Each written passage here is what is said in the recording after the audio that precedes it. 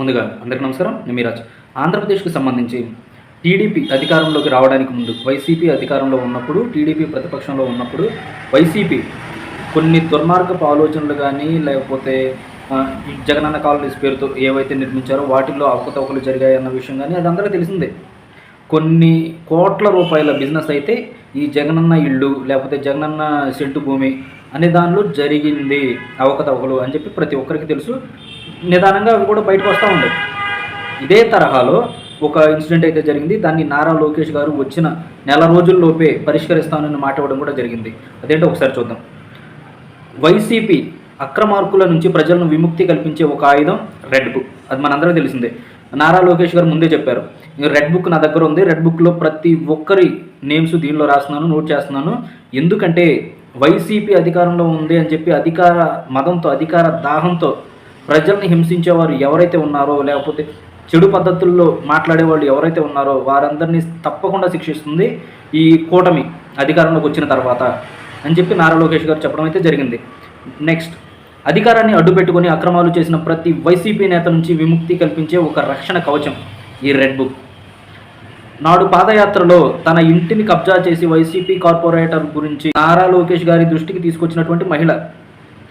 అయితే మేము అధికారంలోకి వచ్చిన నెల రోజుల్లోనే సమస్యను పరిష్కరిస్తాం అని హామీ ఇచ్చినటువంటి లోకేష్ గారు, ఇచ్చిన మాట నిలబెట్టుకున్న లోకేష్ గారు. ఒకసారి ఆ వీడియో మీరు చూడండి.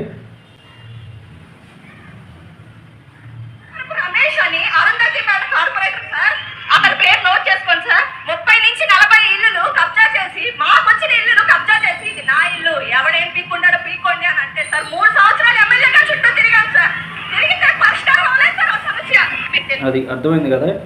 ఎమ్మెల్యేల చుట్టూ తిరిగినా కానీ పరిష్కారం కానంత దారుణ స్థితిలో వైసీపీ నేతల యొక్క రాజకీయం ఉంది, వైసీపీ నేతల యొక్క అక్రమాలు ఉన్నాయి, వైసీపీ నేతలు ప్రజల్ని ఎంత పీడిస్తున్నారో తెలుస్తుంది కదా. తెలుగుదేశం పార్టీ కార్యకర్తలు కదా, మీ నాన్నగారు ప్రసాద్ గారు తెలుగుదేశంలో తిరుగుతారు కదా, మాకెందుకు మీకెందుకు ఇవ్వాలి, మేమేమో మీ చేతనేం పని. అది అంటే టీడీపీలో తిరిగితే ఎవరు, ఎందుకని ఎవరు, వాళ్ళకి అర్హత ఉంది.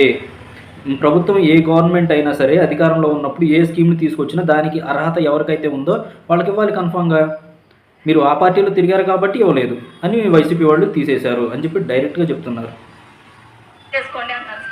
ఏ అధికారులు అయితే చట్టాన్ని ఉల్లంఘించి ఇబ్బంది పెట్టారో, ఏ వైకాపా నాయకులు కార్యకర్తలు చట్టాన్ని ఉల్లంఘించి ప్రజలు వేధించారో వాళ్ళందరి పేర్లు పాదయాత్రలే కడుక్కున్నా ఎర్ర బుక్ లో రాశాను తల్లి. ఒక నెల ఓపిక పట్టు, జ్యుడిషియల్ ఎంక్వైరీ చేస్తాం, వాళ్ళ పైన కఠినమైన చర్యలు తీసుకునే బాధ్యత మేము తీసుకుంటాం. అధికారంలో రాగానే నీకు ఇల్లు నీకు అప్పు చెప్తానమ్మా, నువ్వు చాలా ఇబ్బందులు పడ్డావు నాకు అర్థమైందని చెప్పి నాకు హామీ ఇచ్చిన ఈ రోజు నా హామీ నెరవేర్చారు. అందరం బట్టి ఐటీ శాఖ, విద్యాశాఖ మంత్రి వర్యులు నారా లోకేష్ అన్నయ్యకు, ఆంధ్రప్రదేశ్ ముఖ్యమంత్రి వర్యులు చంద్రబాబు నాయుడు గారికి, సామాన్యురాలు నేను, నాకు సహాయం చేసిన మీ అందరికీ ప్రత్యేకంగా, పార్టీలకు అతీతంగా నాకు సాయం చేశారు మీరు, ప్రత్యేకంగా ధన్యవాదాలు తెలుపుకుంటున్నాను. అది అర్థమైంది కదా. అంటే ఆ పార్టీయా ఈ పార్టీ అనేది పార్టీలు చూడకుండా, లేకపోతే వైసీపీ హయాంలో ఇబ్బంది పడినటువంటి టీడీపీ కార్యకర్తలు కావచ్చు, లేకపోతే సామాన్య జనాలు కావచ్చు, ఇబ్బంది పడిన ప్రతి ఒక్కరికి కూడా నారా లోకేష్ గారు అత్యధిక చొరవ తీసుకొని ప్రజా దర్బార్ నిర్వహించడం కావచ్చు, ప్రజల సమస్యలు తెలుసుకోవడం కావచ్చు, లేకపోతే ఆయన పాదయాత్ర చేసేటప్పుడు ఎదుర్కొన్నటువంటి సమస్యలు కావచ్చు, ప్రజలు వివరించిన వాటిని అతను తన నోట్ చేసుకునే రెడ్ బుక్లో ఎవరెవరైతే ఎలాంటి ప్రలోభాలు పెట్టి ప్రజల్ని పక్కదారి పట్టించే ప్రయత్నం చేశారో ఇవన్నీ నోట్ చేసుకుని అధికారంలోకి వచ్చిన తర్వాత ఒక్క నెల రోజుల్లోపే ఆ కార్పొరేటర్ జప్తు చేసిన ఇళ్ళు ఏవైతే ఉన్నాయో వాటిని తిరిగి అర్హులు ఎవరైతే ఉన్నారో వారికి అప్పగించడం జరిగింది. ఇది నారా లోకేష్ గారు అంటే, ఇది కూటమి యొక్క విజయ పదం అంటే.